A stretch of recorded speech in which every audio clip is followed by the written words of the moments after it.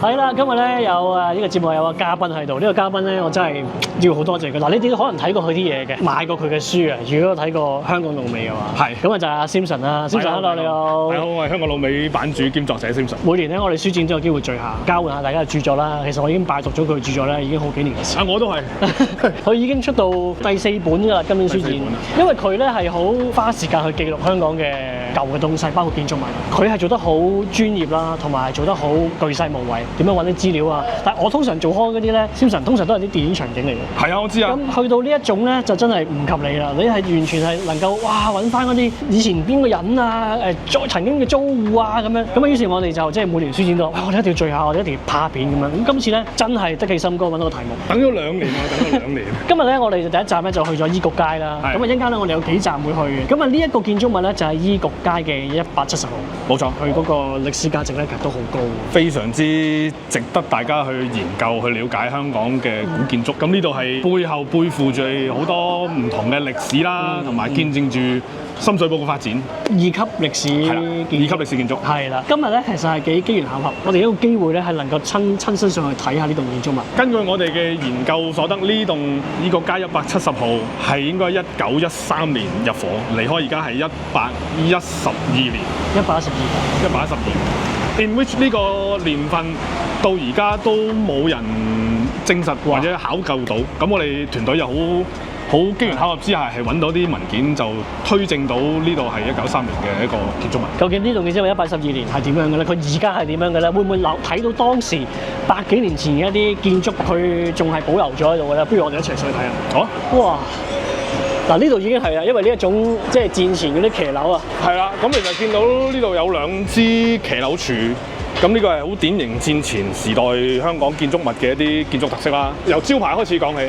招牌係啦，咁啊招牌一平就係一間鑲嵌畫或者字畫嘅一間鋪頭啦。咁啊，孫老闆嘅一個心血嚟嘅。出名嘅地方就係曾經幫過黃無邪啊呢啲好有名嘅畫家做過啲畫框嘅表框啦，我哋叫表框啦。去到大概2000年左右咁就退休啦。咁啊跟住成棟嘢就丟空啦。即係即係阿老闆冇，阿孫老闆冇做啦。中間有幾年啊，孫老太都有接手做嘅，咁後尾都退休落嚟啦。咁似乎而家一平呢個鋪頭就變咗做紗倉或者係啲雜貨倉啦。買就好似係70年代買嘅，初就買地鋪，跟住然後就上一手業主都話想走啦，即係想移民啦。咁似乎佢就賣埋上面俾佢咯。咁似乎就慢慢一層咁買埋，咁就買晒成棟。統一咗業權啊，所以而家呢棟樓係啦，成日大家行開行埋會見到呢個一平就覺得好有趣啦。招牌背後有一件又係超過110年嘅歷史文物喺後面。嚇！我哋而家睇下。咁犀利，就喺個招牌嘅後面。係啦。哦。係啦，我哋呢個就叫做微窗。咁呢個微窗其實就係講緊1910年代至1960年代香港一啲大廈間中會常見到嘅一啲建築結構物。咁通常呢啲微窗就係講緊大廈入口頂部會零零舍舍有一個窿。咁個窿係愛嚟透光啊，愛嚟採光同埋透風嘅。而家暫時現存香港仍然仲揾得到，仲仍然健全嘅大概諗唔超過100個。咁而呢啲微窗窗花係每一棟樓都有自己唔同嘅花款，你可以理解為一棟樓嘅簽名。建築師或者嗰個業主佢自己去設計呢個微窗花嘅款式，有啲可能就咁圓圈啦，有啲可能係螺旋形啦，有啲可能 S 字花啦，背後有冇特別意思我哋都唔知道。哇！實情其實都幾斜嘅樓梯。建築物條例就係講話樓梯3年之後，講到明香港嘅建築物樓梯一定需要有個窗口或者罅隙係愛嚟做通風採光。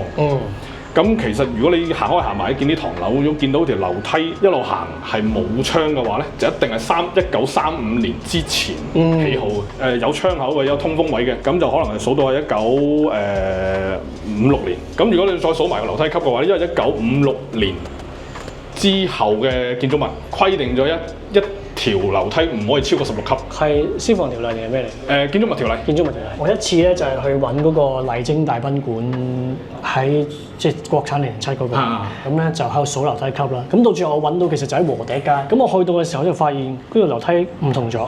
咁我考證翻問翻，即係當時個藥房仲隔離個藥房仲喺度仲未執嘅時候，佢話即係政府過嚟就話佢唔符合條例，就要佢哋即係改建咗啦，個層樓改建咗，於是樓梯級嘅層數亦都唔同咗，就係咁。原來係有一個咁嘅。就係有條建築物條例，就係1956年之後，如果超過16級嘅就唔符合條例。咁你可以揾政府話我攞豁免，咁睇你心想整到啦。所以咪要睇佢啲嘢咯，我邊鬼知呢啲大佬啊！好，我哋下呢個依個街170號嘅叫做3樓啦。哇，係啦，佢呢個門口都仲保存咗。係啊，佢應該都冇乜點喐過。好，我哋而家敲門入去先。哇 ，Hello， 係啦。我介紹下呢度嘅兩位主理人，係啦，佢哋就係不二呢個藝術空間嘅兩位主理人 Betha 同埋 Isaac。Hello， 你好。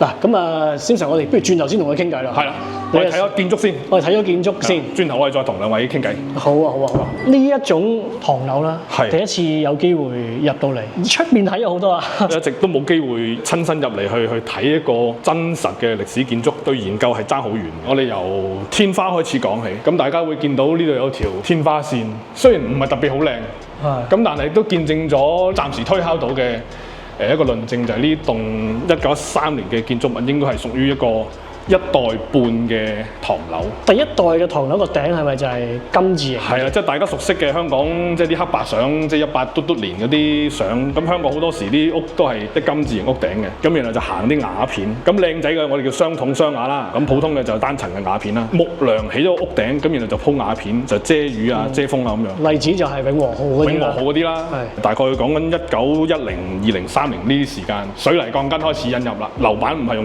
木冚啦，就開始用鋼筋水泥啦。大部分現存到嘅唐樓啦或者舊樓啦都係行水泥鋼筋。咁啱呢一度咧，你見到個天花板咧就行鋼筋水泥，但係佢係一個金字形嘅屋頂。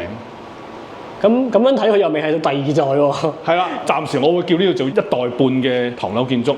好多時大家都會嗌呢個叫露台啊。咁為免混淆就暫時講翻正確嘅名稱就叫做騎樓啦。咁你會見到側邊有兩條花柱嘅，花柱我哋叫 Tuscan Order。呢邊呢條係啦。咁其實後尾佢起嘅時候就有呢兩支動咗出嚟，即係等於你街度望到嗰兩支花柱。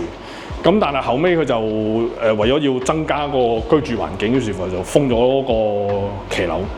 咁封咗騎樓要裝窗，咁點算咧？咁佢就後尾就用石屎就起咗兩邊，然後就冚翻個窗入去。咁但係你會見到其實兩邊嘅天花線佢仍然保留得好靚。如果你嗰間屋個屋頂兩埲牆咁夾角，咁呢個咪有我哋叫陰角咯。咁如果你咁一個直角嘅冧角，好多時會藏住濕氣啊。於是佢就要咁樣做。係啦，於是即美學上我又想整翻靚佢之餘，容易啲清潔。呢個就係叫後座啦。係啦。咁我哋入咗嚟後座嘅位置，咁值得介紹嘅就係呢個圓拱。呢度點解會有一個圓拱咧？我哋都唔係好清楚啊，但係我哋睇翻以前1913年政府嘅文件啦，再後期嘅圖則啦、地圖啦，咁其實知道呢個地段其實叫做 NKIL， 即係 New Kowloon Inland Lot 39號。咁其實一辣就由隔離呢度數呢度174、172呢度170，呢度數落就總共起咗17棟樓，都係一樣樣嘅同一個發展商。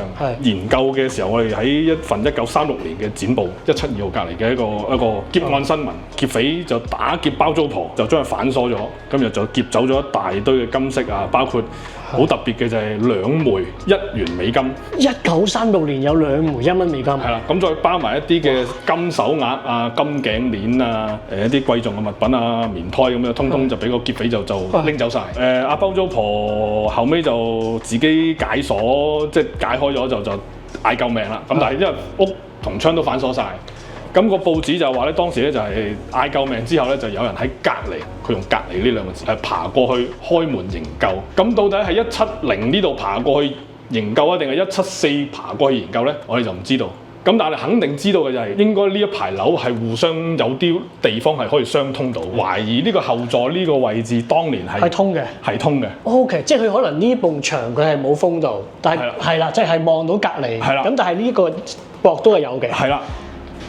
啊，明白，我幻想到件事係點樣。係啦，上面應該唔會係呢啲啦，應該係唔係啦，咁因為空㗎啦，係嘛？當年應該係一個中空嘅設計樓梯，咁我哋已經試下入嚟廁所同埋廚房嘅位置。哦，呢度以前廚房加廁所。係啦，咁陣間我哋試下上去上面天台望下，就係其實呢個位置大概呢個位置度啦，就有個煙通篤過上去嘅。哦，所以可以考證到佢係廚房。咁所以就可以透過煙通嘅位置去考證呢個位置應該係以前嘅廚房，跟住同埋洗手間啊、浴室咁樣。咁其實你見到呢個窗口其實都係一個圓拱。咁點解會做圓拱咧？頭先我哋講過咪話天花板已經係行石屎鋼筋㗎啦。咁點解仲要整個圓拱咧？因為貪好玩，或者係純粹美學上想整啲嘢咧，其實唔係嘅。因為有一日我哋試過去茂羅街7號去參觀，門頂都係一個圓拱形。咁然後見到佢係一塊塊磚砌冚落去。其實呢度都係咁嘅圓拱嘅時候，會唔會呢度都係行砌紅磚嘅咧？嘅外牆或者呢啲牆。咁然後我哋陣間上天台咧，你就望到咧，呢棟樓嘅兩邊其實都係 party wall 嚟，即係一欄起嘅。佢哋都係行紅磚，佢純粹真係因為建築上嘅結構力學上，所以要整個圓拱出嚟。因為啲磚排嘅時候可以卸力。係啦，食到個力咯。如果你打平咁排嘅，就中間個咪會跌落嚟咯。力學嘅計算，咁所以就基於呢個圓拱形嘅窗，我哋就心生好奇，就研究到同埋去印證到呢個100年前嘅建築物係。但係我覺得佢幾犀利嘅，行紅磚㗎咯。佢廚房啊、廁所都個天花做。天花都照有天花線㗎。佢都幾有堅持喎。有堅持㗎。係咯。喺呢個2025年嘅數碼世界咧，上網唔單止要快同埋方便嘅，仲要絕對嘅安全同埋私隱。今日咧，我就同大家詳細介紹 Surfshark VPN， 一個超強大、超抵用嘅 VPN 服務，幫你解決晒所有網絡上面嘅安全問題，保護你嘅上網生活。首先咧，講下速度同埋連接啦。Surfshark 總共有超過3000個伺服器，覆蓋全球100個國家，連接係超快嘅。無論你喺邊度啊，都可以順暢咁睇 Netflix 啊、Disney Plus 或者 YouTube 解鎖全球內容，克服地理嘅限制。第二，安全同埋私隱咧係個王牌嚟嘅，嚴格無日誌政策伺服器，確保你嘅資料咧唔會俾任何人追蹤。喺公共嘅 WiFi 咧，又防止到一啲黑客咧就偷資料，又或者日常嘅瀏覽阻隔晒啲廣告啊、追蹤器，保護私隱，減少垃圾廣告嘅煩擾。第三，無限嘅裝置連接，一個用戶全家用、朋友分享都得，無論係電話、電腦、平板，甚至乎係智能電視，全部一個掣就可以連接晒啦。即刻用我呢條嘅 link surfshark.com/hebeface 或者輸入專屬嘅優惠碼 hebeface， 購買 Surfshark VPN 嘅話咧，即刻額外送你4個月嘅使用期限。立即咧係去影片介紹欄嘅連結嗰度睇睇咧，安全上網，暢快串流，用 Surfshark 就得啦。哇！我望到呢個地磚，會唔會係100幾年前嘅咧？有機會，因為我哋之前研究開一啲香港唐樓嘅地磚啦。咁其實主要香港分開2大類，撇開水磨石啊，或者撇開木板地磚啦。其實如果行瓷啊或者陶磚嘅話，就主要分2類，一個叫 encaustic inlay tile， 另外一隻就叫做 cement tile。咁 encaustic inlay tile 就係講緊係陶製嘅呢個叫做內嵌式嘅陶磚。例如佢有個花紋，3角形先算啦。咁紅色嘅3角形咧，其實佢係成層都係染咗色嘅陶，然後成塊攞嚟燒咗佢。咁所以其實你磨100年，佢都磨極都係紅色。嗰拍，除非你磨蝕晒嗰層啦，係英國發明嘅一款地磚嚟嘅。邊度香港會有機會會見到咧？仲而家？香港大學本部同埋藝穗會，即係我哋叫舊牛奶公司倉庫。咁你其實喺藝穗會佢門口仲有一塊仔夾咗出嚟。咁唔使入去都見到嘅。外國記者協會嗰度就冇辦法啦，嗰度真係要入去食飯，私人地方，會員先可以入到去嘅地方，咁我哋就睇唔到啦。咁但係如果譬如大家想了解多啲嘅，可以去香港大學本部。香港大學本部嘅地磚就係我哋頭先所講嘅 encaustic inlay tile， 即係呢個係內嵌嘅陶磚。咁而家呢度見到呢隻就應該係都係陶磚嚟嘅，因為2位主理人講話佢哋抹地嘅時候啲水係會索入去。即係會索水嘅，咁啲水泥地磚其實佢即係做到最尾嘅時候係會壓到實晒，所以應該就冇咁索水嘅。而呢啲陶磚應該係就佢因為佢燒啊嘛，燒完之後佢入面啲空氣走晒出嚟，所以面就有窿。好得意嘅質地呢個位置，其實佢入面呢層唔係綠色㗎啦。係喎，係啊，咁所以我有理由懷疑係，譬如呢啲邊咧，如果係做 encaustic inlay tile 咧，條邊係好 sharp 嘅。咁但係其實你見到佢係咁崩崩地啊，唔係好規則啊。呢啲位咧，所以我有機會應該懷疑佢係畫嘅或者油一浸咁樣上去咯。哦，如果照佢哋話入嚟已經係咁嘅模樣，咁再問個業主啦，佢哋就話啲磚冇喐過嘅時候，有理由懷疑呢批磚就係當年入伙嘅第一批磚，即係10年代嘅原裝地磚啦。我問下，好啊。兩位而家主理呢度嘅，即係兩位主理人係，Hello， 你好。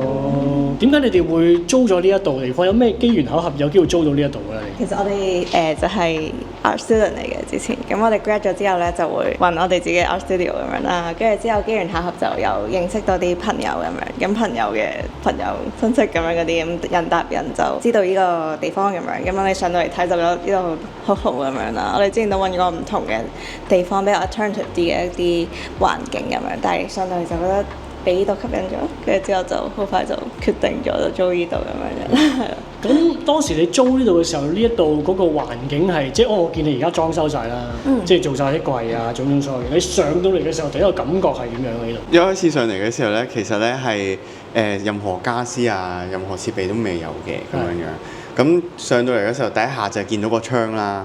然後之後就係覺得個窗好靚，然後之後嗰個空間感又好好，就博取啦。係啊，其他唔諗啦，就冇諗到。係啊，我自己就即係嚟深水埗都係去黃金多，然之後其實係一次未行過嚟呢一條街咯。咁就係我哋本身係揾工廠大廈嗰啲地方做 studio， 係啊，然後之後都係咯，見到有呢個地方先覺得完全係我哋想做呢度成件事係成件事唔同晒，係一個層次嚟嘅。咁但係兩位之前即係喺深水埗冇乜點樣特別生活過或者住過，喺即係深水埗呢一區冇。冇㗎，我哋嚟都係即係譬如做作品買材料啊，或者係食下飯啊、行下街。你哋租嘅時候有冇預計過都要使一筆錢去執翻靚佢咧？我哋都有 expect 到要有一筆錢去使去保育啦，但係因為我哋即係兩個都係自資去搞呢個空間嘅，一路做一路發現咗好多新嘢咁樣，係咯，即係譬如即係之前講漏水嗰啲係會有條水柱咁樣落嚟嘅，係啊，係即係啲 unexpected 就係譬如啲牆身啊，或者係呢個窗，我哋琴日發現到嘅一個被隱藏咗嘅一個窗花咁樣嘅，係啦，即係之前佢係冚住嘅。係啊，成個就佢用咗啲木板，係攞啲夾板仔咁樣冚住咁樣，無啦啦發現咗呢個百年窗花喺度咁樣，係。但係呢個 limitation 幾好咯，即係變咗做花時間係長啦，但係同時間其實學咗好多嘢，即係你本身都冇諗過會用到舊樓。呢樣嘢啦，如果我哋租到工廈嘅話，其實都唔會係即係學識咗或者認識咗咁多舊香港嘅歷史同故事咯。跟住就上天台啦，我哋睇埋個天台，哇！第一次有機會上呢個唐樓嘅天台。